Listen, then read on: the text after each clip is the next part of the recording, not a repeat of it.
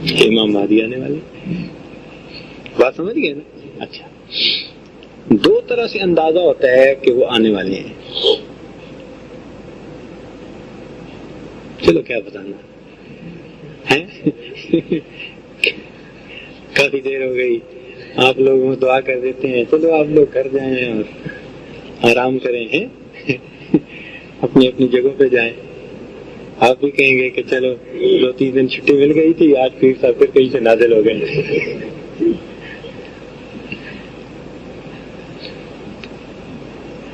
کیا ارادہ ہے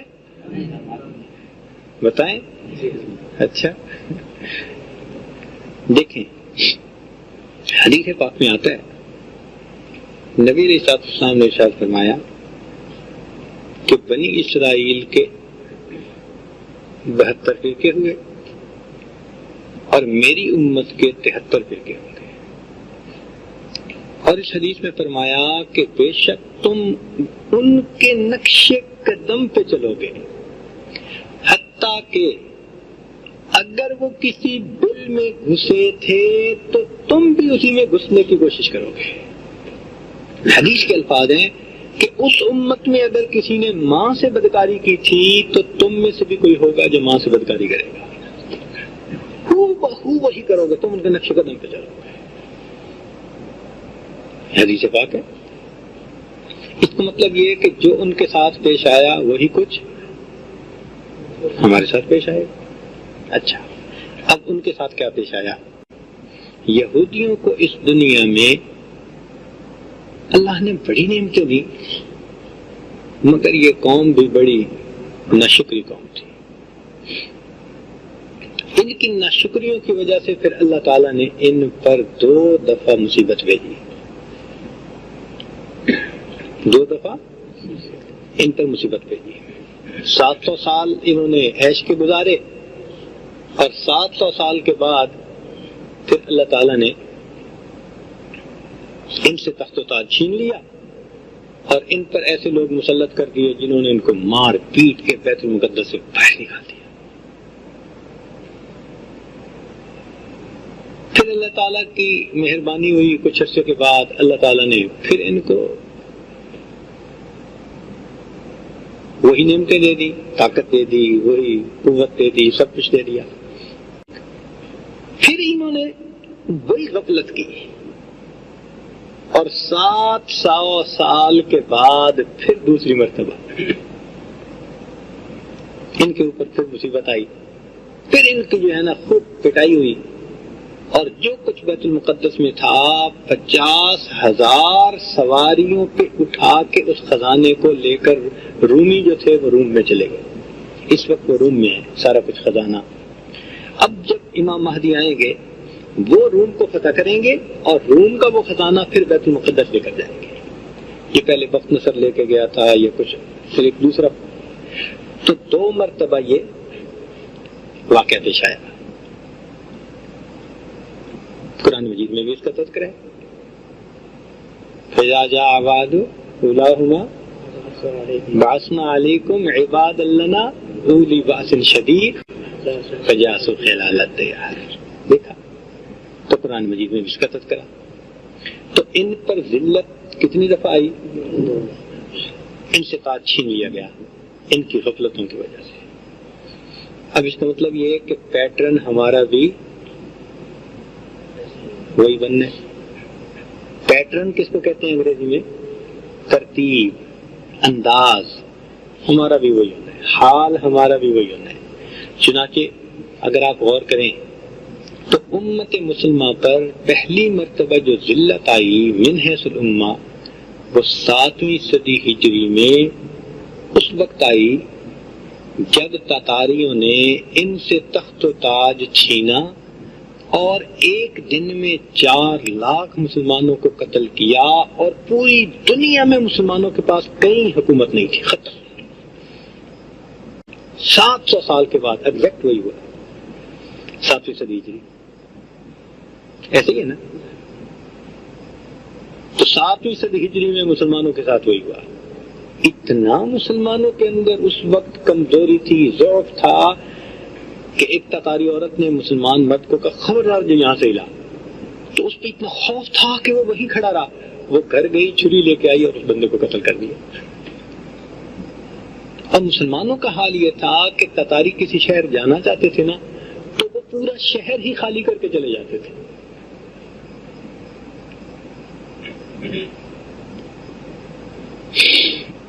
تو مسلمانوں کے پاس نہ تخت رہا، نہ تاج رہا، نہ حکومت رہی، نہ خزانے رہے، ذلت کی زندگی. یہ تو اللہ والے تھے جنہوں نے اس دور میں بھی سبحان اللہ اللہ کے دین کی حفاظت کی.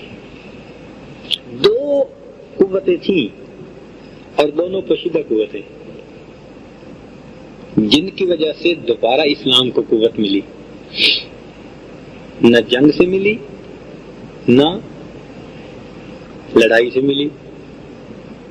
ملی تو کس کی وجہ سے ملی؟ دو پوشیدہ قوتوں کی وجہ سے ملی.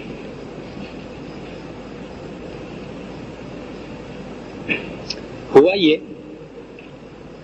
کہ تاتاری 30 سال گزرنے کے بعد اسلام لے آئے اور انہوں نے اپنے اسلام کا اعلان کیا، اور اس کے بعد پھر اللہ نے دوبارہ تخت و تاج مسلمانوں کو عطا کر، چونکہ وہی مسلمان بن گئے تھے جو تاج چھیننے والے تھے. مگر ان کے مسلمان بننے میں دو خاموش قوتیں تھیں. چلیں اب آپ بتائیں کون کون سی تھیں. ایک تو آپ بتا لیں گے، ایک نہیں بتا پائیں گے.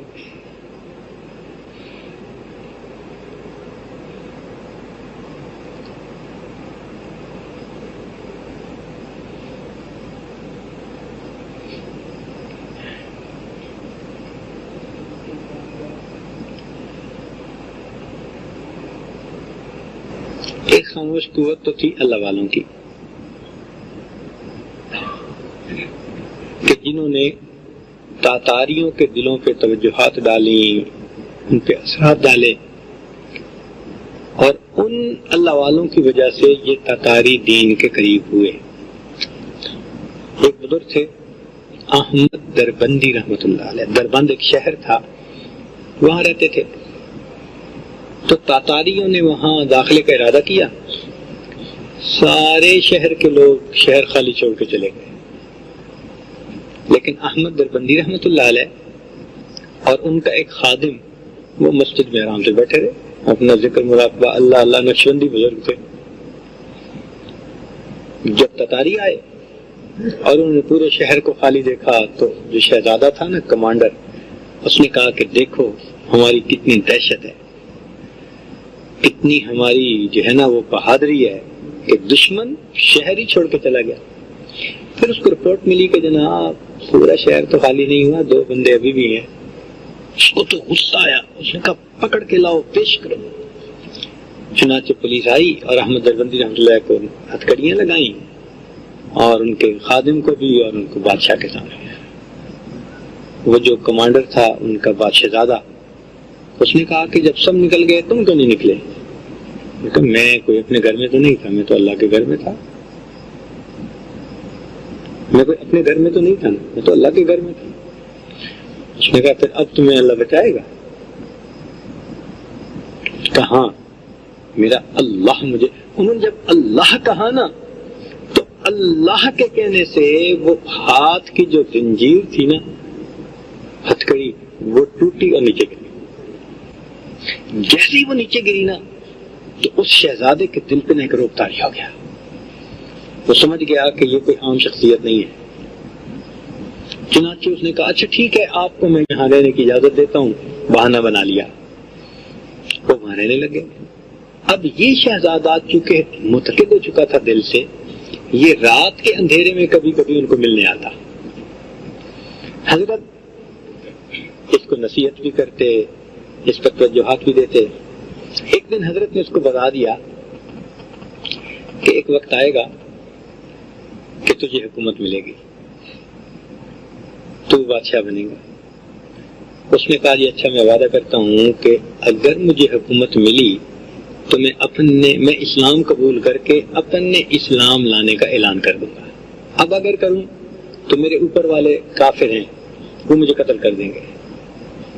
تو مجھے اپنی جان بچانی ہے، میں ابھی نہیں یہ کہہ سکتا، لیکن جیسے آپ کہہ رہے ہیں اگر مجھے طاقت ملی، تاج ملا اور میں سب کو بڑا بنا تو میں اسلام کا اعلان کر دوں گا۔ چنانچہ 30 سال کے بعد اس نوجوان کو اللہ تعالیٰ نے بادشاہ بنا دیا اور اس نے اپنے اسلام قبول کرنے کا اعلان کر دیا۔ یوں مسلمانوں کے پاس دوبارہ تو ایک خاموش قوت کون سی تھی اور ایک خاموش قوت اور بھی تھی،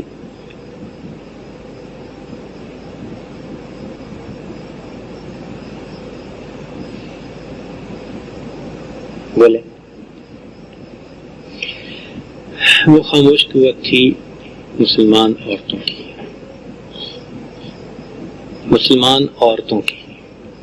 تاتاریوں نے جب ملک و سلطنت پہ قبضہ کیا تو انہوں نے مسلمانوں کی جتنی نوجوان عورتیں تھیں سب کو اپنے گھروں میں آباد کر لیا، بیویاں بنا لیا۔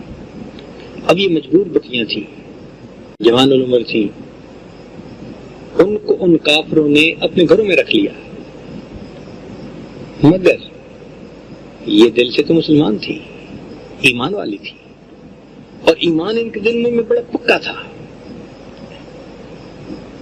الا من اکرہ وقلبہ مطمئن بالایمان، وہ مجبور تھی، معذور تھی، مگر دل ان کا ایمان پر جمع ہوا تھا، تو انہوں نے ان کے گھروں کو بسایا، ان کی اولادوں کی ماں بنی، مگر اپنے اخلاق و عادات کو انہوں نے نہیں چھوڑا، بلکہ اپنی خوش خلقی سے، اپنے فہم سے، اپنے عادات سے، خدمت سے انہوں نے اپنے خامدوں کے دل کو رام کر لیا۔ چنانچہ تاتاری نوجوان جو تھے وہ مسلمان عورتوں کے اخلاق سے بہت متاثر ہوئے، یہ بڑی اچھی عورتیں ہیں، اتنا حسن سلوک ان کے اندر، اتنی خامن کی خدمت ان کے اندر، اتنا یہ اچھی ہیں، اتنا یہ فلاں ہیں۔ چنانچہ انہوں نے ان عورتوں کو گھروں کے اندر فل آزادی دے دی۔ جب بندہ بیوی سے خوش ہوتا ہے تو گھر میں پھر اسی کی چلتی ہے، تو یہی حال ان مسلمان عورتوں کا ہوا۔ چنانچہ ان مسلمان عورتوں کو جب گھر میں کھل کے رہنے کا اختیار ملا تو انہوں نے اپنے بچوں کو دین سکھانا شروع کر دیا۔ ہر گھر ایک خاموش مدرسہ بن گیا، بغیر دین کا نام لیے اسلام کی ان بیٹیوں نے دین کا کام کرنا شروع کر دیا، نبی علیہ السلام کی سنتوں کو بچوں میں زندہ کرنا شروع کر دیا، آداب کو، اخلاق کو، تعلیمات کو ان کے اندر زندہ کرنا شروع کر دیا۔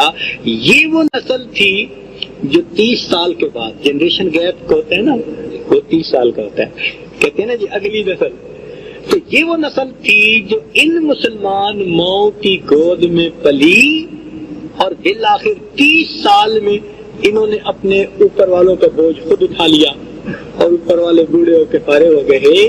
یہ وہ نسل تھی جن کو ادھر ماؤں نے تیار کیا تھا اور ادھر اللہ والے نے وقت کے حاکم کو تیار کیا، تو حاکم نے جب اعلان کیا ان بچوں نے فوراً دین کو قبول فرما لیا۔ ہے ایاں شورش تاتار کے افسانے سے، پاسباں مل گئے کعبے کو صنم خانے سے۔ آج لوگ پوچھتے ہیں یہ صوفی لوگ کیا کرتے ہیں؟ بتاؤ نا بھائی، تاتاریوں سے کس نے تاج لیا؟ تمہاری تلواروں نے؟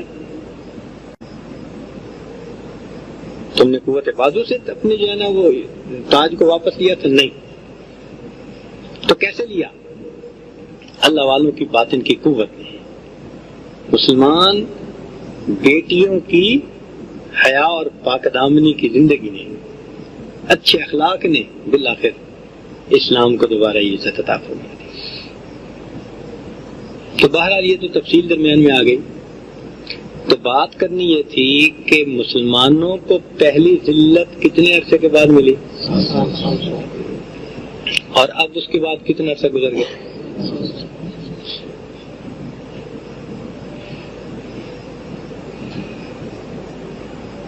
اس کا مطلب تو یہ کہ بالکل ایگزیکٹ وقت آ گیا ہے اور ہم اب بھی سیدھے نہیں ہوئے۔ ہماری غفلتوں کا عالم وہی ہے، جاگے کوئی نہیں ہم، ہر بندہ بس اپنی جنت بسانے میں لگا ہوا ہے، دنیا سمیٹنے میں لگا ہوا ہے۔ جو دین کا کام کرنے والے ہیں ان کو کہتے ہیں یہ تو جاہل ہیں، علماء کو پڑھا لکھا ہونا چاہیے۔ یعنی ایک جگہ مفتی صاحب تشریف لائے تو ماشاءاللہ کافی جید عالم تھے، مفتی تھے، تو جب مل کے گئے نا تو ایک آدمی بیٹھا ہوا تھا، نیا تھا، مجھ سے پوچھا یہ مفتی صاحب پڑھے لکھے ہیں؟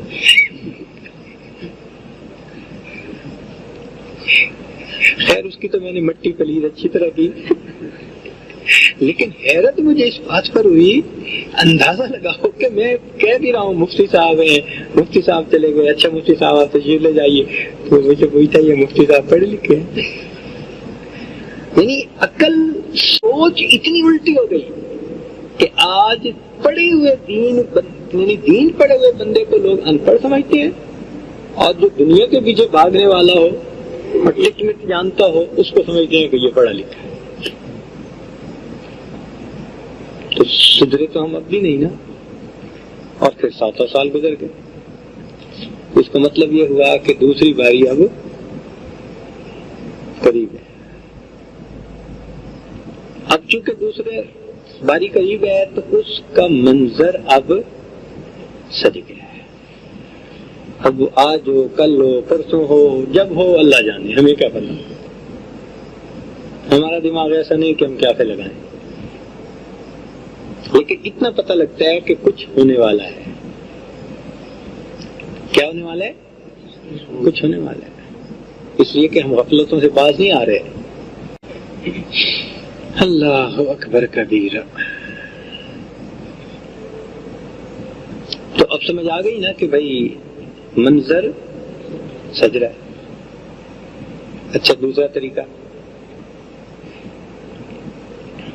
نبی علیہ السلام نے ارشاد فرمایا کہ میرے بعد میری امت میں ہر صدی کے شروع میں کچھ لوگ آئیں گے جو میری سنتوں کو زندہ کریں گے، بدعتوں کو ختم کریں گے، دین کی تجدید کر دیں گے، ان کو مجدد کہا جاتا ہے۔ ہر صدی میں مجدد آتے رہے،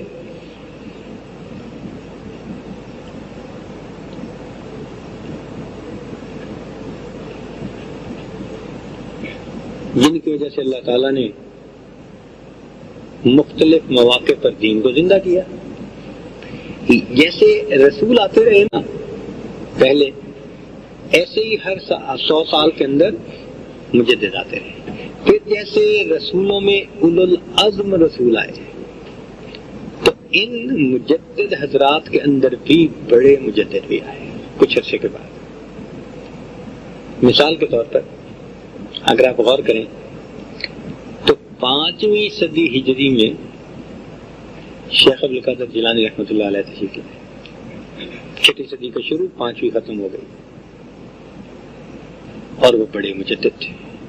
ان کے بارے میں کتابوں میں لکھا ہے کہ لاکھوں لوگ دین پر آئے اور انہوں نے توحید پر لوگوں کو جمع کر دیا، اور ایسا اللہ نے ان کو درس دیا نا، اس کی قوت دی تھی کہ ایک مرتبہ انہوں نے اللہ کے جلال پر بیان کیا تو 15 جنازے مجمع میں سے اٹھے اور قبرستان لے جانے پڑے، 15 جنازے اٹھے، ایسی توجہ تھی، بڑے عجیب حالات، اور واقعی اللہ نے ان کو ولایت کا بڑا اعلیٰ مقام دیا تھا۔ اور انہوں نے کہا بھی صحیح کہ قدمی اعلیٰ، میرا قدم تمام اولیاء کی گردن کے اوپر ہے، اور واقعی اپنے وقت میں ان کا قدم جو تھا وہ تمام اولیاء کی گردن پر، تو وہ اپنے وقت کے کیا تھے؟ بڑے مجدد تھے اپنے وقت کے۔ پھر مزید 500 سال گزرے تو 5 اور 5 تو 10ویں صدی ہجری جب ختم ہوئی تو 11ویں کے شروع میں ایک بزرگ پیدا ہوئے جن کا نام تھا احمد سرہندی، اور ان کو کہا گیا مجدد الف مجدد ثانی۔ سمجھا گئے؟ یہ دوسرے بڑے مجدد آ گئے۔ اور اب